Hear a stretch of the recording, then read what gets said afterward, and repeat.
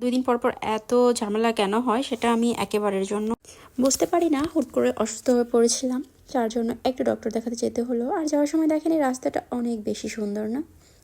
যেহেতু সকাল টাইম ছিল, দেখি সবাই বসে বসে রোদ পোহাচ্ছে। ভাবলাম আমিও যেহেতু গাড়িতে করে ঠান্ডা বাতাসে এসেছি, সেই ক্ষেত্রে একটু রোদ পোহিয়ে আসি। তো হাঁটতে হাঁটতে চলে গেলাম এই দিকে। আর ওই যে সামনে ছিল, এটাকে কি বলবো আমি জানি না, আপাতত শাপলা চত্বরই বলি। এত বেশি সুন্দর ছিল বলার মতো না। যাই হোক, এটার কাছে আমি চলে আসলাম। তবে পানিটা কিন্তু খুব খারাপ ছিল, মনে হয় পচে গিয়েছে। দেখেন খুবই খারাপ অবস্থা আর কি।